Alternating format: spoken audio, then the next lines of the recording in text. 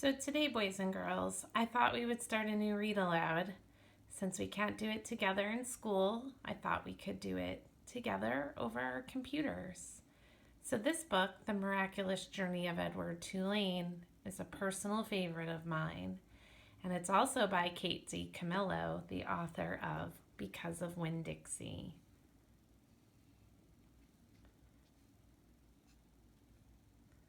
The Miraculous Journey of Edward Tulane by Kate DiCamillo.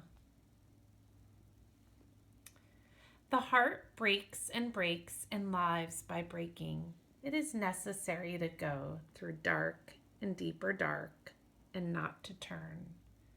From The Testing Tree by Stanley Kunitz. Chapter 1.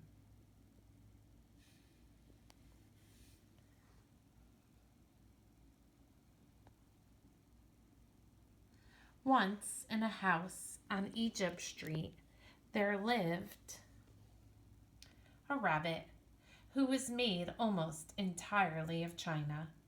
He had china arms and china legs, china paws and a china head, and a china torso and a china nose.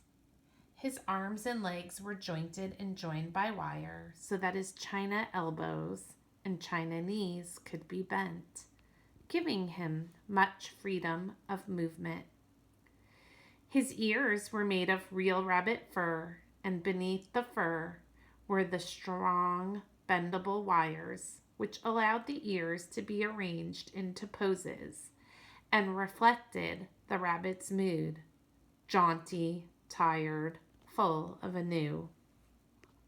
His tail, too, was made of real rabbit fur and was fluffy and soft and well-shaped. The rabbit's name was Edward Tulane, and he was tall. He measured almost 3 feet from the tip of his ears to the tip of his feet, and his eyes were painted a penetrating and intelligent blue. In all, Edward Tulane felt himself to be an exceptional specimen. Only his whiskers gave him pause. They were long and elegant, as they should be, but they were of uncertain origin. Edward felt quite strongly that they were not whiskers of a rabbit, whom the whiskers had belonged to initially. What unsavory animal was a question that Edward could not bear to consider for too long, and so he did not. He preferred, as a rule, not to think unpleasant thoughts. Edward's mistress was a 10-year-old dark-haired girl named Abilene Tulane, who thought almost as highly of Edward as Edward thought of himself. Each morning, after she dressed herself for school, Abilene dressed Edward. The china rabbit was in possession of an extraordinary wardrobe composed of handmade silk suits, custom shoes fashioned from the finest leather and designed specifically for his rabbit feet, and a wide array of hats equipped with holes so they could easily fit over Edward's large and expressive ears. Each pair of well-cut pants had a small pocket for Edward's gold pocket watch. Abilene wound his watch for him each morning. "Now, Edward," she said to him after she was done winding the watch, "when the big hand is on the 12 and the little hand is on the 3, I will come home to you."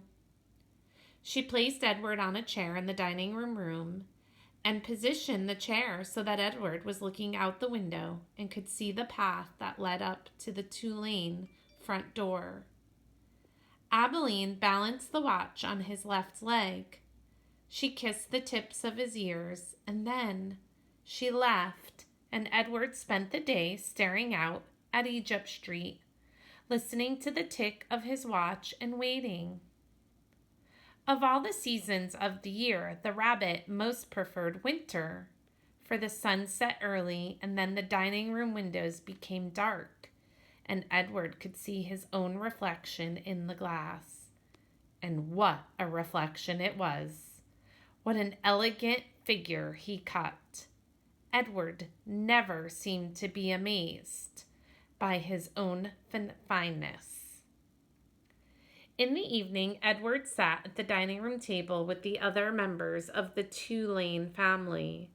Abilene, her mother and father, and Abilene's grandmother, who was called Pellegrina.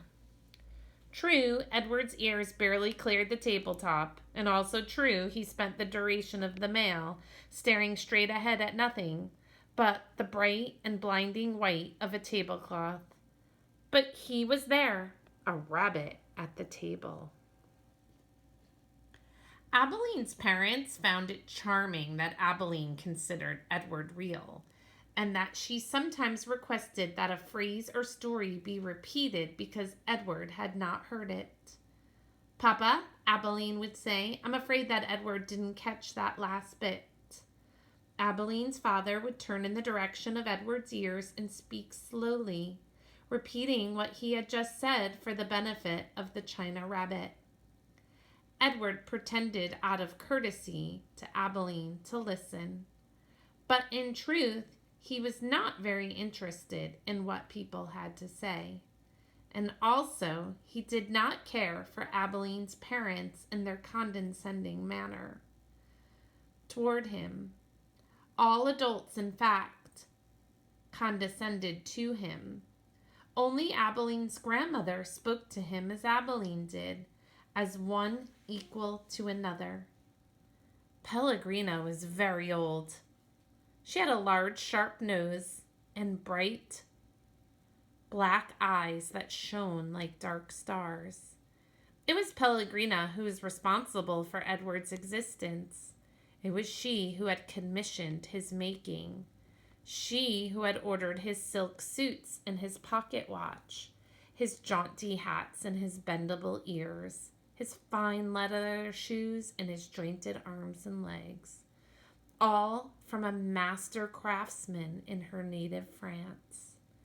It was Pellegrina who had given as a gift to Abilene her 7th birthday, and it was Pellegrina who came each night to tuck Abilene into bed and Edward into his. "Will you tell us a story, Pellegrina?" Abilene asked her grandmother each night. "Not tonight, lady," said Pellegrina. "When?" asked Abilene. "What night?" "Soon," said Pellegrina. "Soon. There will be a story." And then she turned off the light, and Edward and Abilene lay in the dark of the bedroom. "I love you, Edward," Abilene said each night after Pellegrina had left. She said those words, and then she waited, almost as if she expected Edward to say something in return. Edward said nothing. He said nothing because, of course, he could not speak. He lay in the small bed next to Abilene's large one. He stared up at the ceiling and listened to the sound of her breath entering and leaving her body, knowing that soon she would be asleep. Because Edward's eyes were painted on, he could not close them. He was always awake. Sometimes if Abilene put him into his bed on his side instead of his back, he could see through the cracks in the curtains and out into the dark night on clear nights.